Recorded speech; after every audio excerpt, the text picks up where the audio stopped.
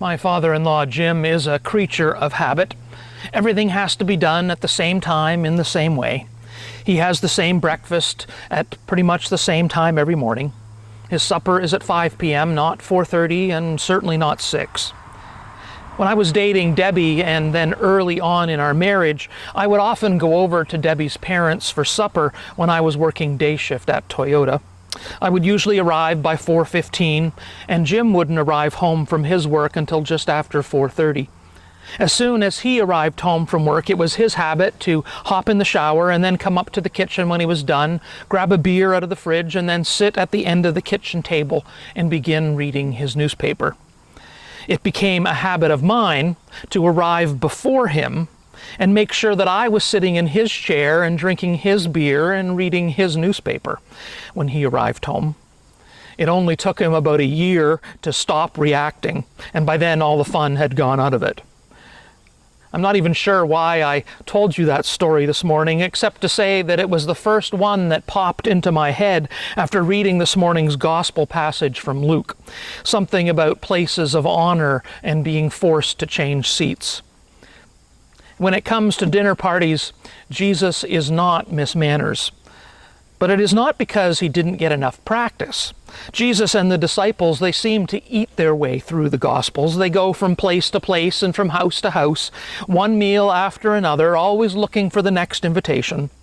Now, most of us cannot imagine not knowing where or what our next meal will be. But in our story today, Jesus has been invited to eat at the leading Pharisee's house. And as dinner begins, the host and all of his Pharisee friends, they're all watching Jesus carefully, wondering what he'll do and say. They want to put Jesus in his place. Now, if we were in that position, we would be on our best behavior, wouldn't we? Careful not to talk with our mouth full of food, or put our elbows on the table. Dinner at a wealthy Pharisee's house, and wealthy Pharisee is kind of redundant. It's a bit of an oxymoronic statement because they were all wealthy. The dinner there would have been a fancy meal. And so, jump forward to our time. Imagine a sumptuous spread with a fine tablecloth and multiple forks and multiple spoons and multiple knives. You know the rules, right? RSVP within a reasonable amount of time. Bring a suitable hostess gift. Do not unfold your napkin until the host does, and then place it in your lap. Use your napkin only during the meal to gently blot the sides of your mouth. Use your utensils from the outside in as each course is served. Do not push away your plate when it's finished. Instead, place your knife and fork together in the upper right quadrant of the plate, and that will indicate that you are done. And once you've used a piece of silverware, never place it back on the clean tablecloth, only on a plate. Do not leave a used spoon in a cup. Place it on the saucer. Never lay a napkin on the table until dinner is over. If you must get up to leave the table for some reason, you're supposed to put your napkin on the chair. And the host signals when the meal is over by placing their napkin on the table. They do not refold it. They do not wad it up. When the host does that, the meal is over. And so, as we might picture it, the table is magnificent, the crystal chandelier is sparkling, the servants are attentive, the centerpiece impressive, the champagne chilled. Imagine Downton Abbey. All the right people are there, bankers and doctors and lawyers and even preachers. Jesus is invited not because he is considered an equal to these people, but because he is a curiosity who has been in the news. And so all of the esteemed guests, they are watching Jesus closely. They've got their eyes on him. They want to see how he fits in. And so the table talk is polite, as expected, centering on the new director of the symphony or the buyout of the local factory producing flatbread. And so Jesus, he observes his guests maneuvering for their places of honor around the table, and he recalls an ancient wisdom of an honor-based culture of which they were part, about holding back, about hoping to be called up to a higher place. He practically quotes Proverbs 25, verse 7, which says, "It is better to be told, 'Come up here,' than to be put lower in the presence of a noble. Sound advice, and it's even biblical. But it's not advice given at the type of dinner party that Jesus is attending, not the type of advice that wins you many friends. And if that is not enough, then Jesus goes on to tell a parable, another parable, and this is where it gets really interesting in my opinion. Indeed, Jesus says they should not invite to dinner those who already respect them, those who are in a position to reward or return their hospitality, who would invite them back themselves, but instead to invite the outcast, to invite the poor, the sick, the socially undesirable. And what's worse, Jesus means it. That is, Jesus' whole life is centered on inviting into the presence of God those who neither expect nor deserve such an invitation, people who would never think of trying to sit at the head of the table. They are just happy to be invited to the table. And Jesus expects us to do the same. He expects us to stop counting the costs, to stop counting or imagining, figuring out what the benefits are if I invite so-and-so, the rewards of our actions, and instead live from a sense of abundance and blessing. And like the Pharisees, like most human beings, we have domesticated hospitality. We've shaped it into a kind of ecosystem of inviting, right? That keeps the welcome circulating amongst our own kind of people, or at least those we can feel comfortable around. After all, if I invite you to dinner, I half expect to be invited back to your house as well. Our generosity towards strangers and all those we might consider strange, it's often offered from a distance, without personal contact, writing a check. But love doesn't mean love your own family and friends. It actually means love the stranger in your midst. The Greek word translated as hospitality, philoxenia, it means love of the stranger, which should mean that banquet behavior fitting for the reign of God should affect our dinner invitations. Hospitality should be about extending that love to the stranger. Now, the list of who is a stranger and who is not, it changes from time and place, but it is always the people whom respectable people expect to turn aside.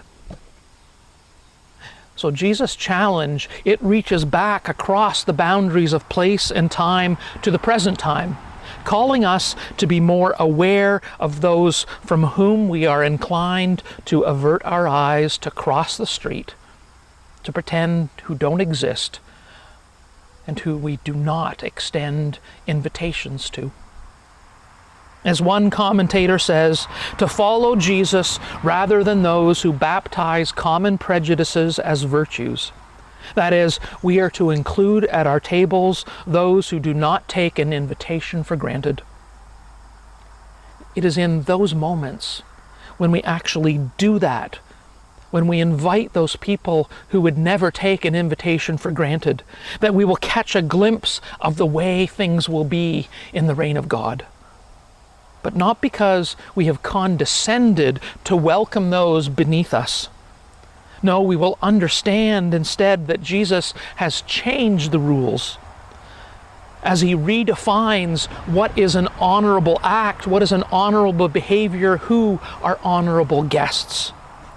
And so with those words in mind, I want to recall for you an op-ed piece called Angels in America.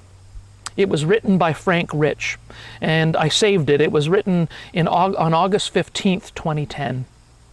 It was originally in the New York Times. It was about the death of a wealthy, prominent woman, Judith Dunnington Peabody. And just the name itself conjures up these images, doesn't it? Judith Dunnington Peabody. Well, Mrs. Peabody was one of those wealthy New York socialites who enjoyed the highest places at all the tables she graced. And we might think that she would be one of those people who chose to remain within her own circle of comfort and privilege. Mrs. Peabody, however, did not stick to social convention, and the story of her reveals a woman who understood deeply what it means to be a blessing and what it means to love strangers in our lives. Not from afar, but from sitting right next to them. In addition to the traditional fundraising that we understand socialites do among her own, Judith Peabody worked with and for those in need, those who most folks would have avoided, including, for example, an Hispanic youth gang in East Harlem. Her obituary makes it sound as if she keenly understood Jesus' instructions about whom to invite to the table.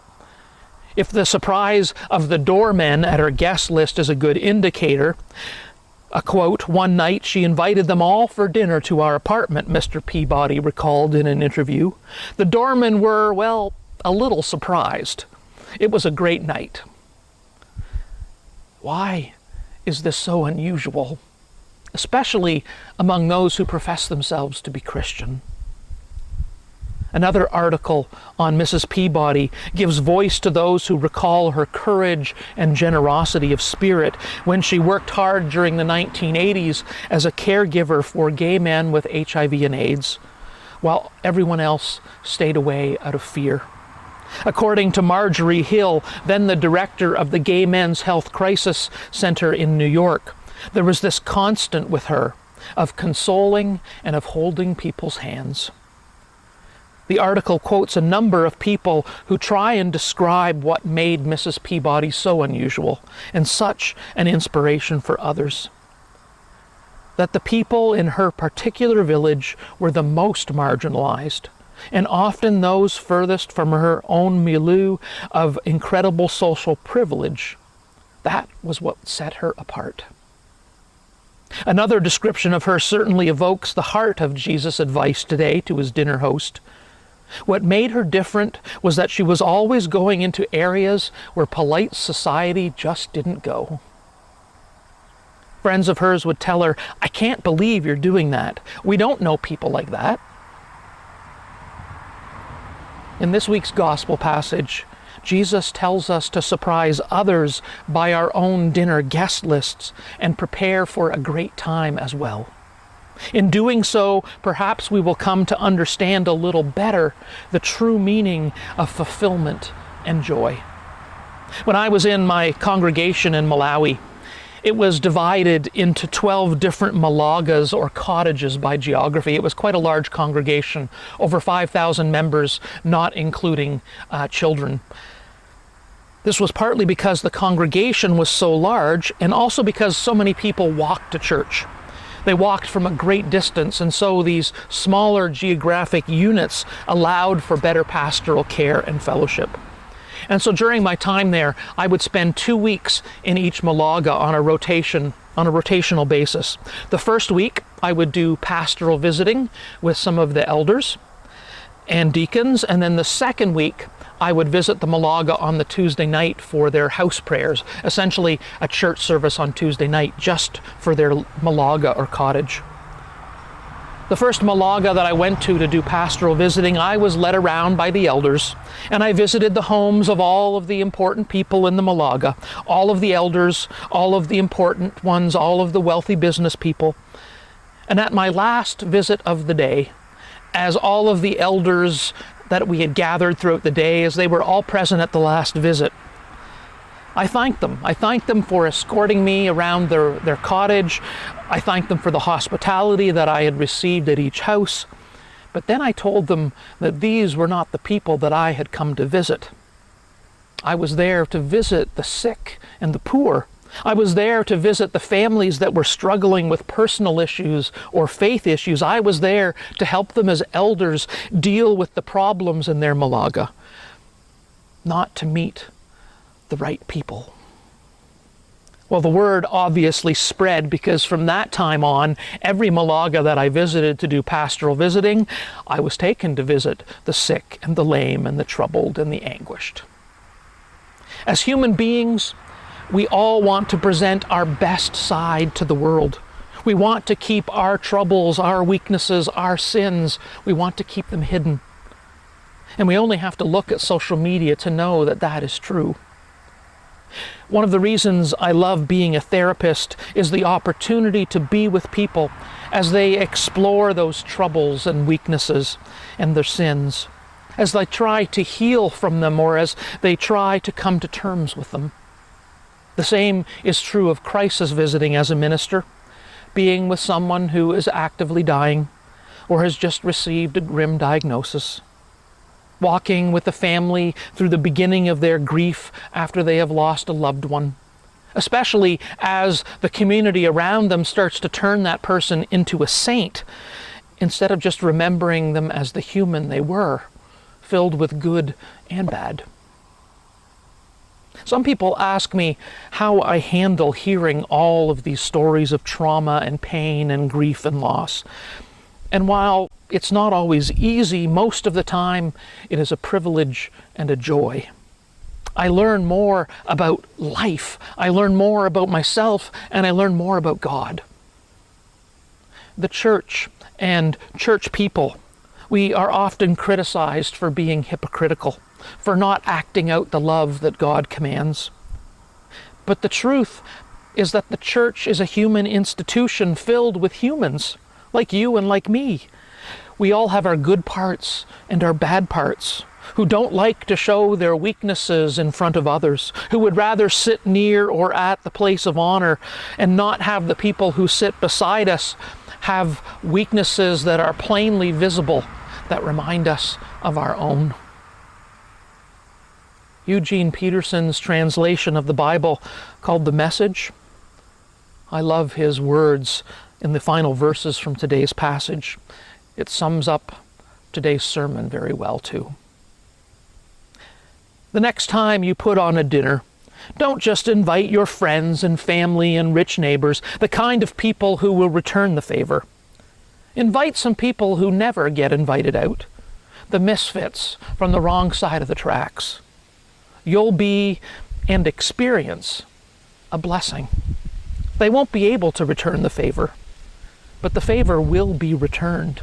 Oh, how it will be returned at the resurrection of God's people. Amen. Our hymn, Come Ye Sinners Poor and Needy, sung by the Petersons.